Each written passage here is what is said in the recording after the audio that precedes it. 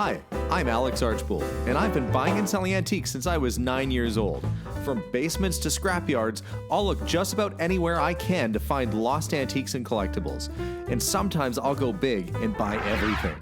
With my wife and kids, we run an antique shop in Edmonton, Alberta, Canada, filled with some of the most unique items we can find. I never know what's going to happen or who I'm going to meet. This is our life, this is our adventure, and this is Curiosity Inc. From home, honey.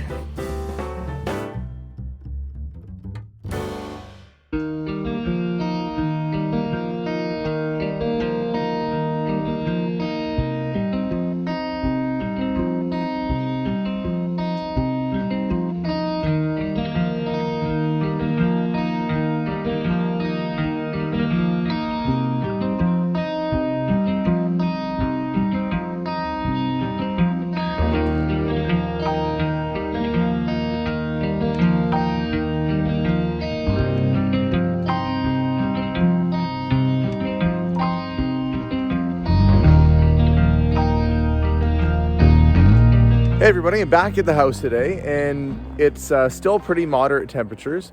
Last time I was here, the guys were doing the siding. They've gotten some more done. The upstairs is almost all done. They've got actually the garage is pretty well all done. And we're waiting for them to come back and finish up. But I guess they've probably been on another job or something because it's been like this for a couple days, but we are seeing some good progress. What I'm waiting for this morning is I've got a fellow coming by, actually a fellow that I used to work with years ago.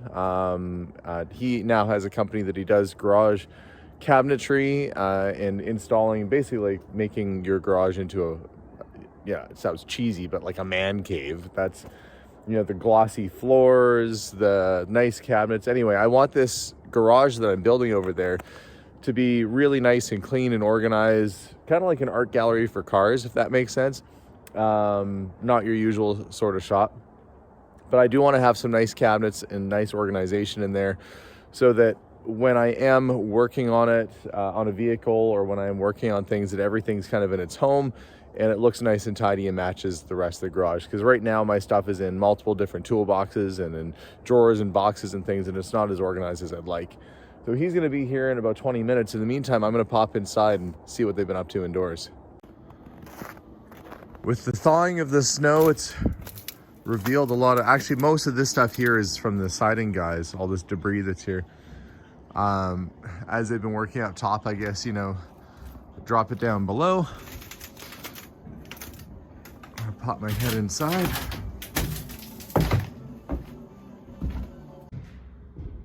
Inside the house, our friendly neighborhood mutter has been busy working away, and they've got all these lights set up in here so they can see if there's any imperfections in the walls, and they've been getting everything down to basically the final coat. So this is the wall, all the corners are on, multiple coats of mud have been put on.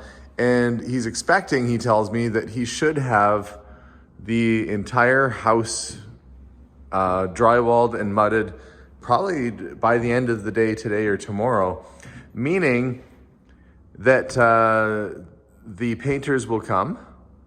And now we are doing a texture. We're not doing popcorn on the ceilings because that's pretty outdated. We're doing what's called like a California knockdown. It's a very low, more modern looking finish on the ceiling. The trend right now, a lot of houses do have a smooth look ceiling. My wife and I have done that with our current house, but it's actually quite a bit more expensive. It's thousands of more dollars to get it to that smooth painted finish. And frankly, Melissa actually likes the knockdown look a little bit better. Meanwhile, in the garage, I'll work my way down here. The heater guys are now a week behind schedule.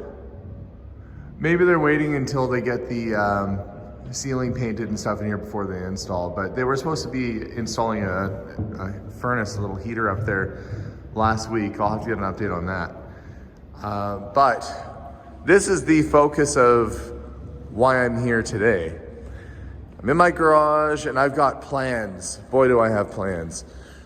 We have right over here, this is a 220 electrical. The reason why I put that there, it's going to be an electrical vehicle charger. So EV charging station right by that door. So whatever vehicle, and I'm hoping at some point to get an electric vehicle is sort of my daily runabout. Whatever it ends up being, we'll park here.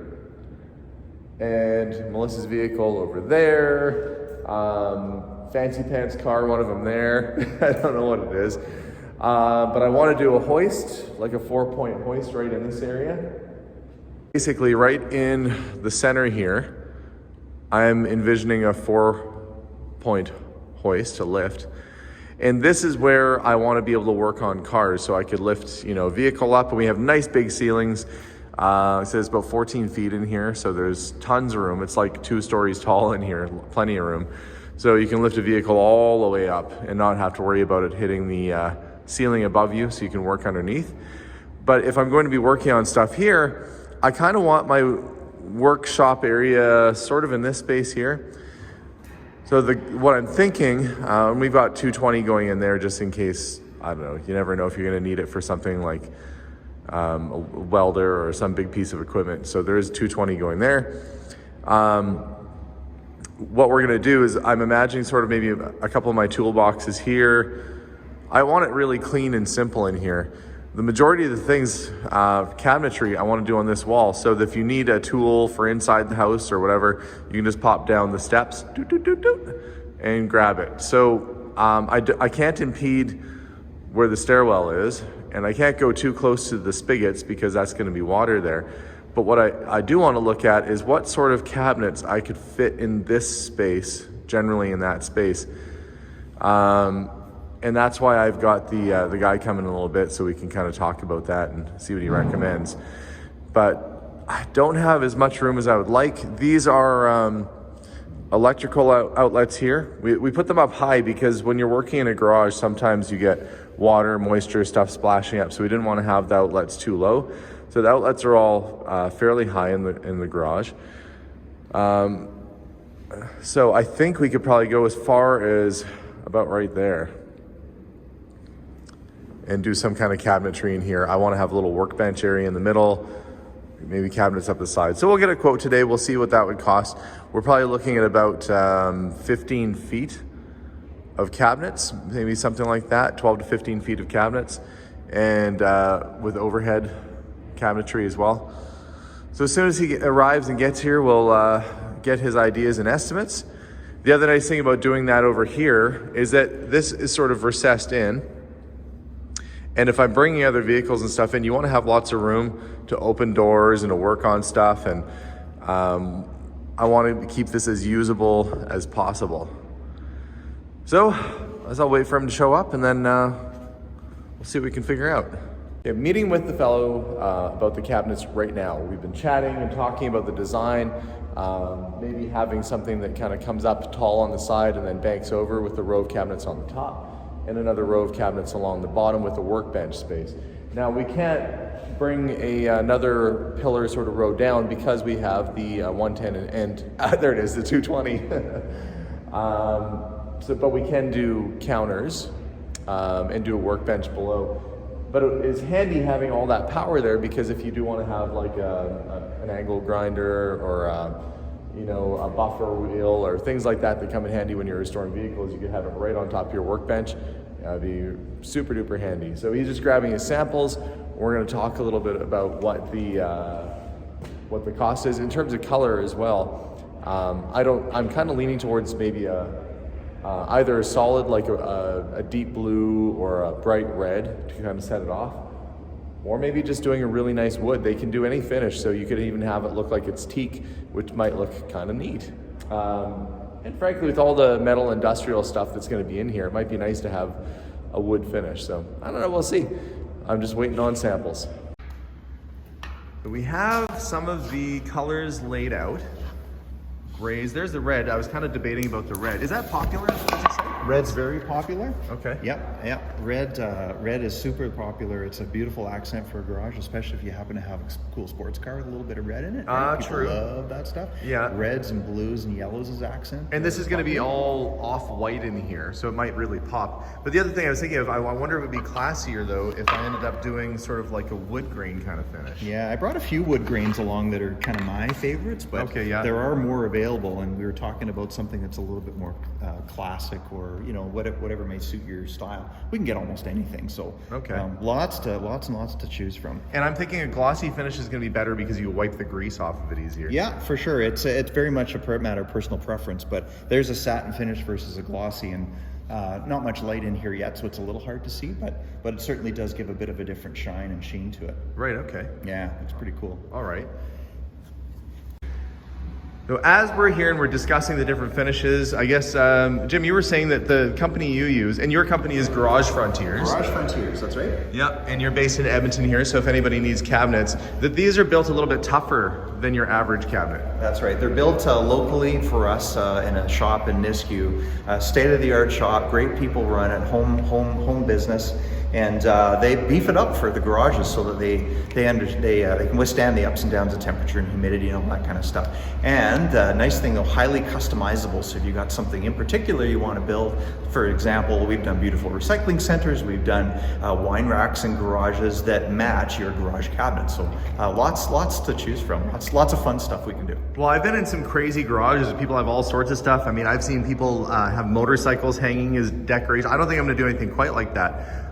But I imagine you've seen some crazy, wild garages doing this. You betcha. And one of the most fun parts about this is the machines that sit on the floors that we get to go and see and visit. So people have some awfully cool cars and they always want to put them around nice stuff like cabinets and cool racking and on a nice floor. So it's fun. It's fun to help people out with stuff like that. Oh, I bet. And actually, that's one thing I was going to ask you. With this sort of cabinet, how do you keep it off the floor? Do they have casters or feet, or what do you do with the? They typically sit on plastic legs, so you're fine to get under and wash and clean, pressure wash, whatever you want to do. If you want to have a rolling bench of some kind, we can put it on casters as well, so it rolls around. But basically, none of the cabinet pieces touch the floor, so you're able to get under and clean and keep everything nice and dry. Okay, so would they sit on the floor, or would the lower cabinets be mounted directly to the wall? They can be mounted to the wall, or they can be on legs. We can cleat the back of the wall and just have it suspended. It just all depends on what you want to put on it and the weight distribution towards the front of the cabinet. We just have to think about that and plan around it, but we can do almost anything with it.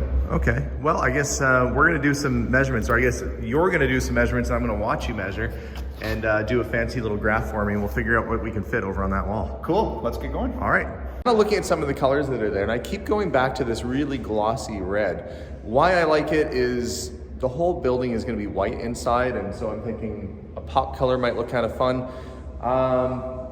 Plus, I don't know, maybe I'll match with the snap-on toolboxes and stuff like that. Anyway, kind of leaning towards the red. Don't know what you guys at home are thinking about that. Maybe you're like, that's crazy talk. But for me, I don't know. Mechanics, toolboxes and stuff, they're always red, so it kind of seems fitting that red would be in a garage. We're gonna kind of price that out. Oh, look, it's gonna be much bigger when it's in person.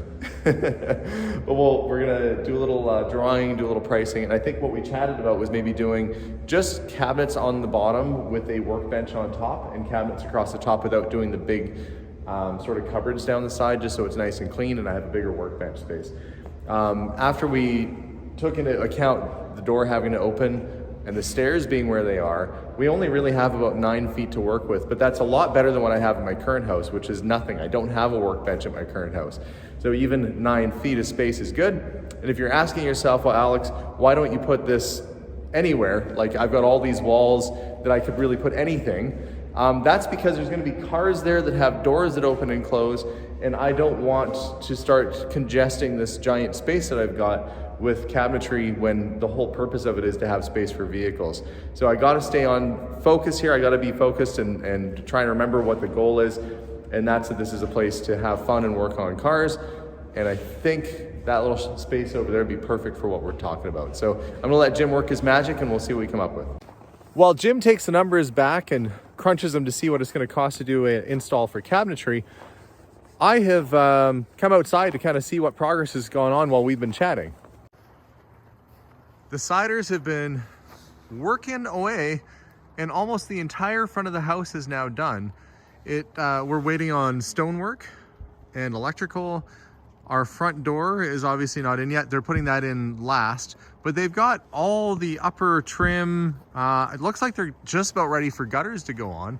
And I will say that it is starting to look pretty darn nice with the blue and the white, this heritage blue color that we've chosen for the house. I'm gonna wander around back and see if they were able to get the back of the house started yet.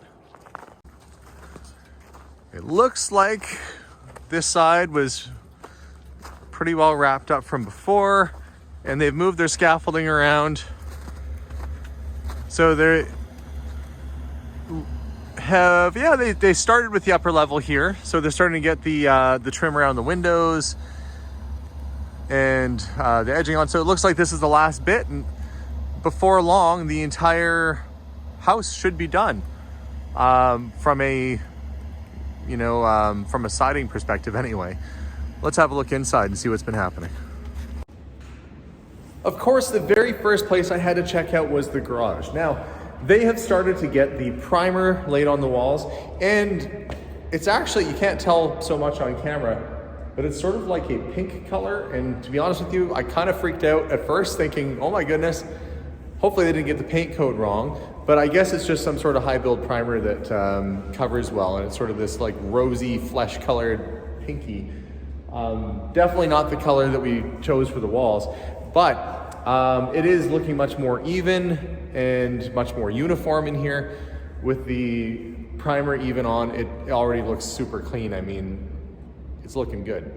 I'll have to count the amount of times I say it's looking good, but really every time there's progress, it fills me with optimism that that we are getting closer and closer to being able to move into the house.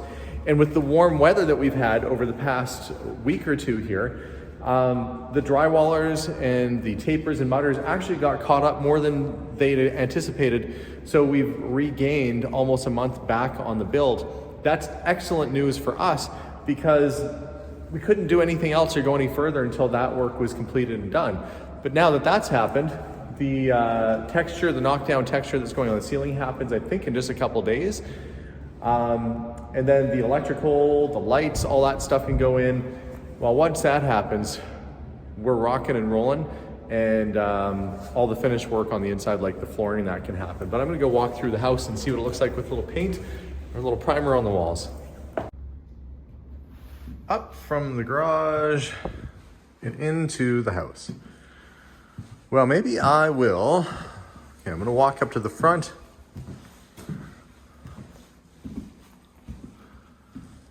The corners looking nice and crisp. The drywaller did a nice job getting everything nice and smooth and flattened out. It's late in the day, still lots of sunshine pouring through, which is good. There's our kitchen space. Yeah, big difference having the drywall done. Now, one question I did have for Drew Pad was, I couldn't remember which ones up here were gonna be pot lights and which were hanging lights and so forth. We do have an island, and so we've got a couple of these lights which are gonna be hanging pendants over the island. We have an awful lot of pot lights because we do want it to be nice and bright. Once it's all finished, I'm sure it'll look much better. Right now it looks like polka dots all over my ceiling. But they say the time to add lights is when you're building, so you don't have to worry about it being too dark later on. One thing that we did catch kind of in the plans a little later on, I was looking at the plans, and we are doing cabinetry on either side of this fireplace, and that'll be where we put board games and, probably charge iPads and stuff like that down there with stone countertops. But the plan only showed the stonework covering the bottom half and then it being just painted drywall above. Well, in fact, what we wanted was stone all the way up to the top, so this felt like a very grand sort of fireplace. I've always loved the look of a lodge or something you'd see in the mountains, like lots of big stones. And so we are paying extra to have the whole fireplace done in stone rather than just halfway up. I think it'll make a big impact and big impression. But that's why I've been kind of coming out and walking and reviewing the plans and just seeing, is there anything that we want it done differently or anything that should be addressed? And that was one of them. This will be a very pleasant room when it's all said and done, with the couch and the sitting area and another little sitting area up at the front, sort of a front room there. I can imagine now sitting here with the fireplace going, the Christmas tree in the front room, decorated all nice. For me, I see the finished product, and not only do I see the finished product when I look at a space like this, I can envision our use of this space. I can envision us having our family times in here and really just enjoying this beautiful space that we're gonna have. And so yes, I am anticipating every next step of the journey along the way. I'll come back again in the next day or so here, once they've got the texture on the ceiling, and do an update then. For now, I'm gonna call it a night and return again once there's been a little bit more progress. So I'm standing in the house and I call up Drupad and I said, well, you know, they've got the primer on. I said, it's kind of weird because the primer is sort of a pink color. I don't know if that you can pick that up on camera, but it's kind of like a rosy, like a crayon that's flesh tone color, like it's kind of pink. And he said, oh, that's the color you picked. I went, oh, wait, hang on, I don't think so. So we looked back and the paint chip and the primer to me do not look the same, but they're gonna come back and paint part of the wall. But there's no way I wanna have a pink garage or a pink house for that matter. Can you see kind of the color? It's very, it looks like a pastel pink, like a 1987 designer came through here and they're like, you know, it'd be great. Pink pastel in green shag carpeting or whatever weird colors they were using back in the day. That's definitely not gonna fly with me. It feels like it was painted in 1992. This is something that's gotta be fixed. So hopefully this is just the color of the primer, but you know what? We won't know until they come and put a little bit of the actual paint color on the wall. And hopefully we'll still be able to fix it, that they haven't ordered the final paint color, but it might be too late. It's never too late. I guess it's just a matter of cost, because then you have to tell the painters, no, we don't want that color. It's got to be something else. So for all you wondering why I come and check on the progress of the house, it's for reasons like that, so I don't actually end up with a pink home.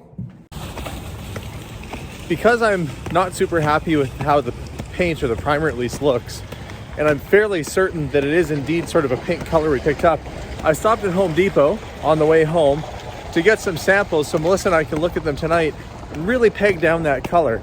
It's easy for me to pick. I know exactly what I'd want, but it's not just me that's gonna live in the house. But I will say, it's not gonna be like a Mary Kay raffle home or something on the inside. So hopefully we'll get this sorted out before long. Back at the house, after looking at some paint samples, I think Melissa and I settled in on one that we like. I do want to say that this pinky color that you see in the background, and you'll probably say, oh, it doesn't look that pink. It's kind of pink. That was totally our fault. Didn't look like that.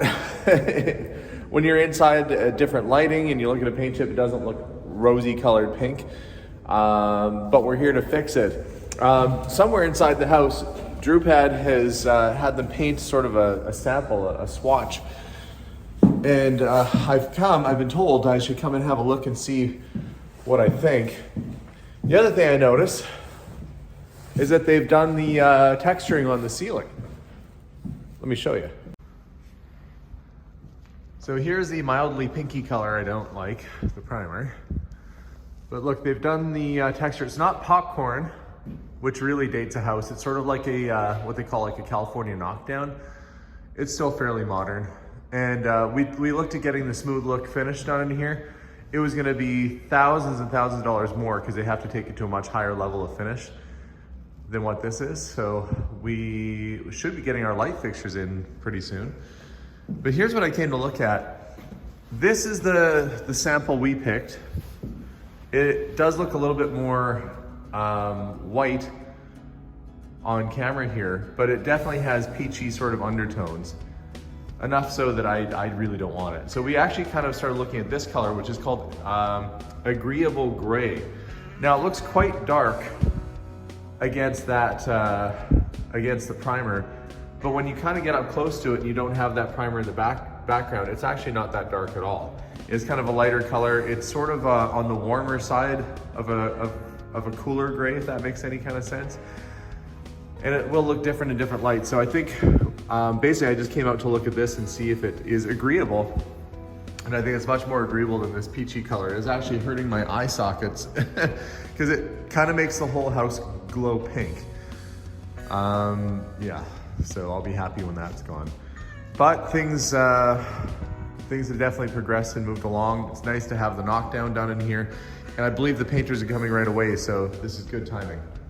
So with a minor hiccup this week of Melissa and I picking kind of a not as great color as we hoped, going with the gray will hopefully give us a little bit more of a warmth and dimension in here.